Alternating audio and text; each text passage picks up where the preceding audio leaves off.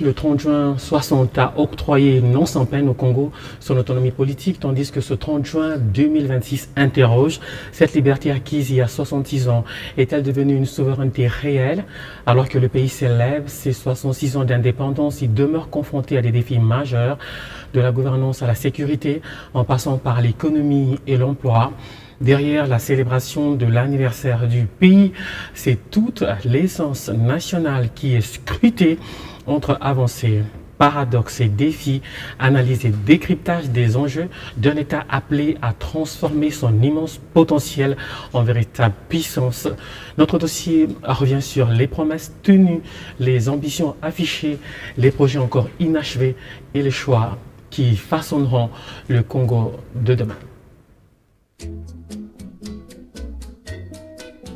Le 30 juin 2026, la République démocratique du Congo a commémoré le 66e anniversaire de son indépendance. 66 ans se sont écoulés depuis ce jour historique où le peuple congolais, après de longues années de domination coloniale, s'est levé dans sa dignité pour affirmer devant le monde son droit inaliénable à la liberté, à l'autodétermination et à la maîtrise de son destin. Plus qu'une date symbolique, ce jalon historique agit comme un révélateur d'un pays immense, riche de ses promesses, mais toujours en quête d'un équilibre durable entre héritage politique, ambition économique et exigence sociale. 66 ans après 1960, l'idéal des fondateurs, souveraineté, prospérité et dignité collective, demeure intact, mais son accomplissement reste inachevé. Sur le plan politique, le pays a franchi des étapes importantes dans la construction institutionnelle. Les alternances enregistrées ces dernières années, malgré leur perfection, témoignent d'une progression réelle du cadre démocratique. Le 30 juin n'est donc pas une simple date de notre calendrier républicain. Il est à la fois une mémoire, une promesse et une responsabilité. Il est la mémoire de celles et ceux qui, par leur courage et leur sacrifice, ont ouvert le chemin de notre liberté. Pour eux, l'unité, la dignité et la souveraineté du peuple congolais avaient plus de valeur que leur propre vie.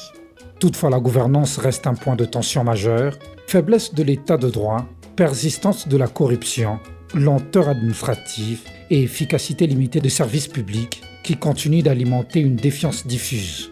L'indépendance ne se résume plus à la maîtrise du pouvoir politique, elle se mesure désormais à la capacité de l'État à protéger et abriter et à servir. L'économie congolaise incarne elle aussi un paradoxe persistant.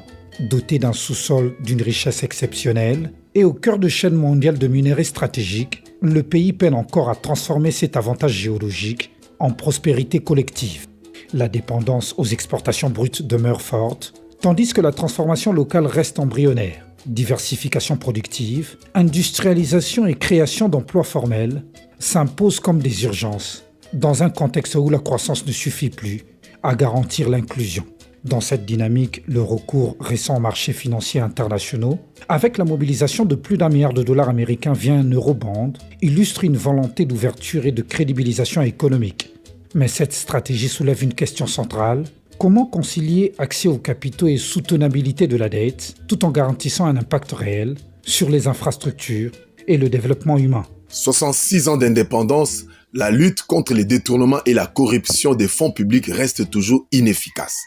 Les parquets financiers et économiques annoncés comme une thérapeutique de choc contre les CEMO, ces animateurs qui devaient être nommés 3 mois après sa naissance, sont non connus.